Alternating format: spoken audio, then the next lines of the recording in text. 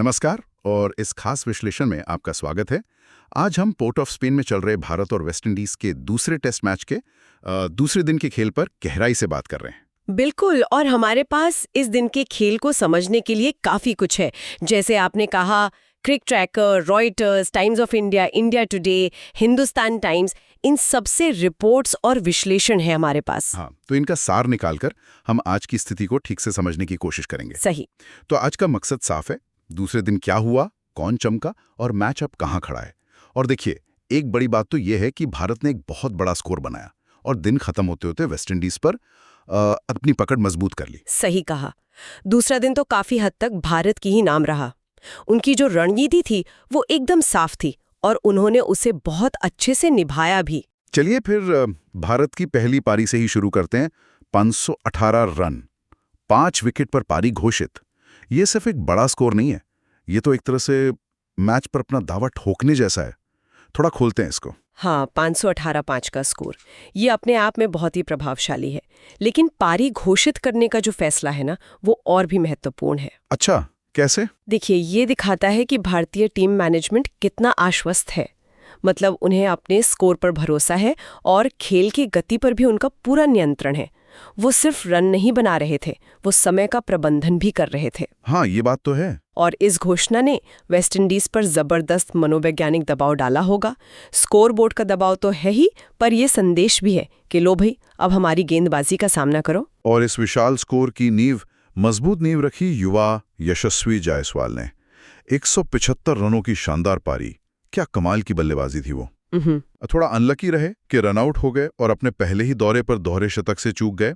Times of India और क्रिक tracker दोनों ने इस रनआउट को दिन के अहम पलों में गिना है। हाँ, व्यक्तिगत तौर पर तो देखिए, दोहरा शतक चूकना निराशाजनक होता ही है, खासकर जब आप इतनी अच्छी लय में खेल रहे हो। बिल्कुल। लेकिन टीम के लिहाज से देखें तो 175 रन सोने जैसा योगदान है।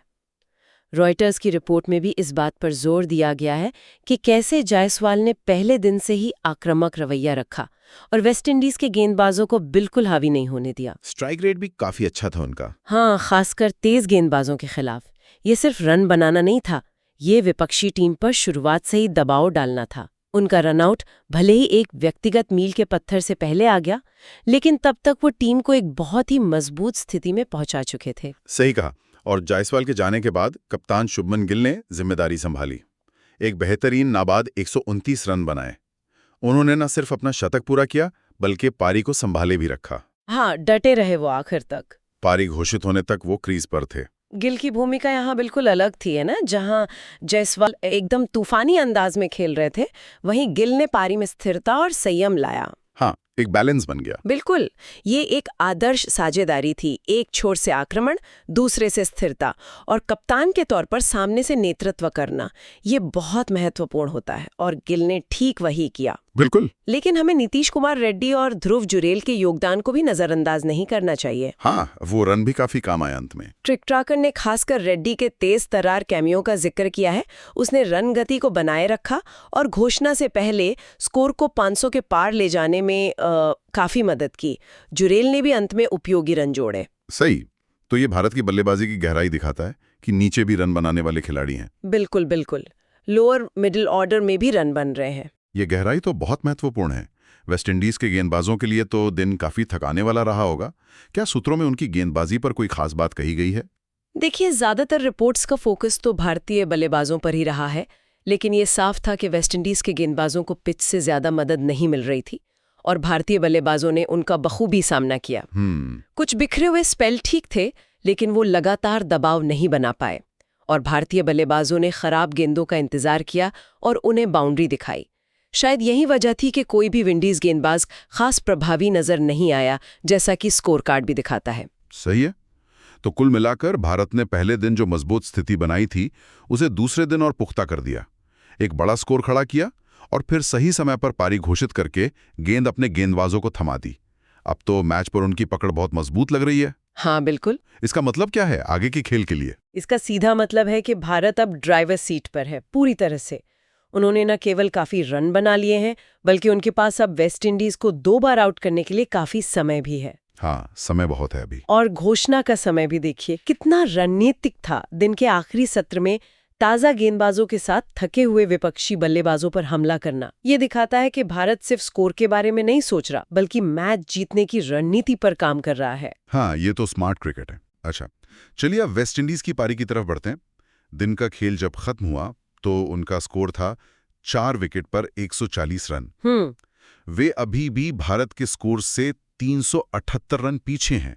रॉयटर्स और इंडिया टुडे दोनों ने इसे प्रिकेरियस पोजीशन कहा है, मतलब अनिश्चित स्थिति। अनिश्चित शायद थोड़ा नरम शब्द है। हाँ, आपको क्या लगता है? अरे 378 रन पीछे होना और आपके टॉप के 4 बल्लेबाज पवेलियन लौट चुके हों, ये किसी भी टीम के लिए बेहद मुश्किल स्थिति है। ये सिर्फ रनों का पहाड़ नहीं है, ये तो मानसिक दबाव का एवरेस्ट है। सही बात है। बल्लेबाजों को पता है कि एक और गलती उन्हें फॉलो ऑन या पारी की हार के कगार पर ले जा सकती है। उन्हें रन भी बनाने हैं और विकेट भी बचाना है, जो इस दबाव में और भी मुश्किल हो जाता है। और इस दबाव का पूरा फायदा उठाया भारतीय गेंदबाजों ने, खासकर रविंद्र जडेजा ने। क्या कमाल की गेंदबाजी की उन्होंने। जबरदस्त। सिर्फ 37 रन देकर 3 विकेट छटके उन्होंने तो वेस्टइंडीज के मध्यक्रम की कमर ही तोड़ दी। लगभग सभी स्रोतों ने जडेजा के स्पेल को दिन का टर्निंग पॉइंट माना है। जडेजा का प्रदर्शन वाकई असाधारण था। और यहाँ दिलचस्प बात यह है, कई विश्लेषण जैसे कि हिंदुस्तान टाइम्स में ये इशारा कर रहे हैं कि पिच अब स्पिनरों को मदद देने लगी है। अच्छा, दूसरे दिन से ही? हाँ, दूसरे दिन से ही टर्न मिलना ये बताता है कि तीसरे और चौथे दिन बल्लेबाजी और भी चुनौतीपूर्ण हो सकती है। और जडेजा ने न केवल इस टर्न का फायदा उठाया, बल्कि रॉयटर्स ने उनकी सटीक लाइन और लेंथ की भी तारीफ की है। वो लगातार बल्लेबाजों को दुविधा में डाल रहे थे, तो मतलब सिर्फ पिच ही काम नहीं कर रही थी, जडेजा की अपनी कला और अनुभव भी पूरे रंग में थे। जिस तरह उन्होंने रॉस्टन चेस को अपनी तेज गेंद पर फंसाया, वो उनकी चतुराई का सबूत था। हाँ, वो विकेट बहुत महत्वपूर्ण था। और उनके साथ कुलदीप यादव ने भी एक विकेट लिया। बिल्कुल। इसका मतलब है कि भारत के दोनों स्पिनर विकेट लेने में कामयाब रहे। दिन के दौरान वेस्टइंडीज ने अपने कप्तान क्रेग ब्राथवेट, हालांकि वो पहले दिन आउट हुए थे, पर अहम विकेट था।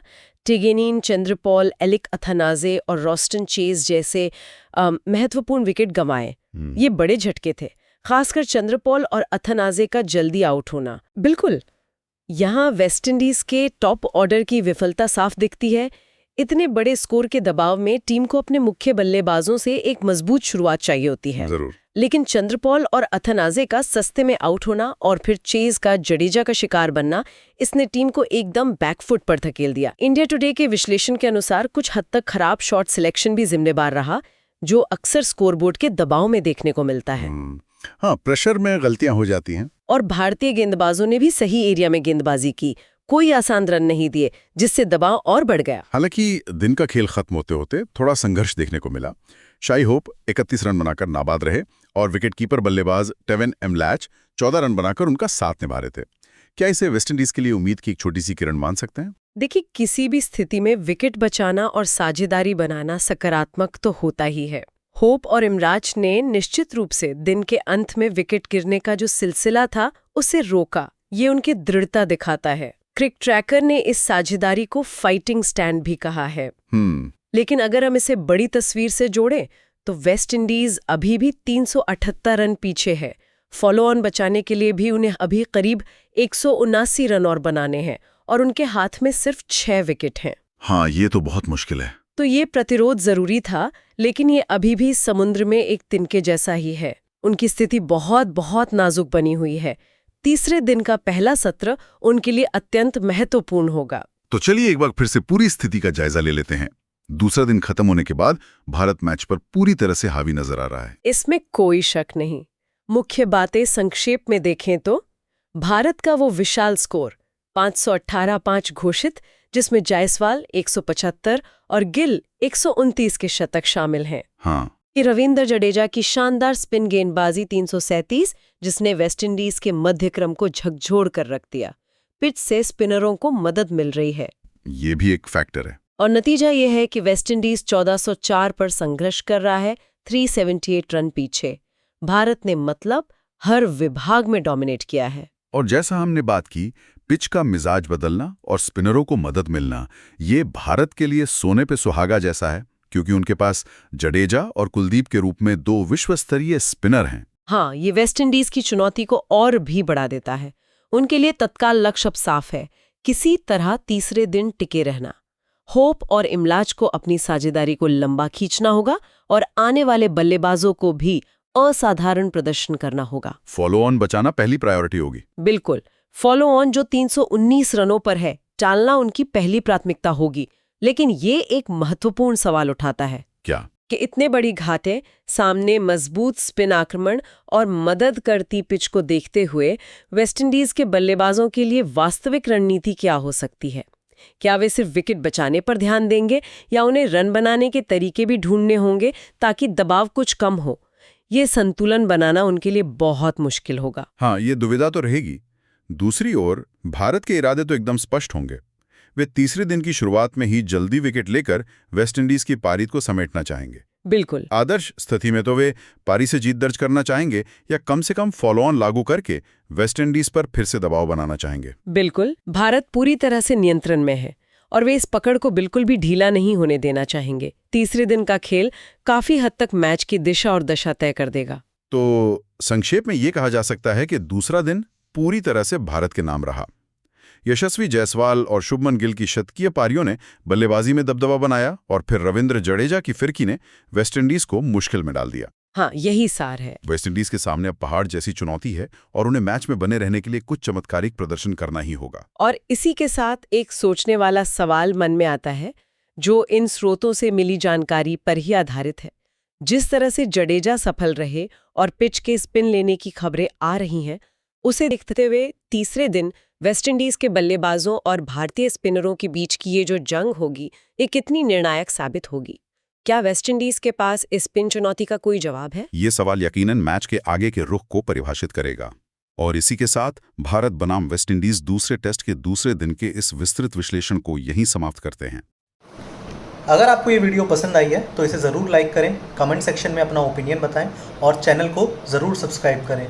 मिलते हैं अगली वीडियो में, तब तक के लिए नमस्कार।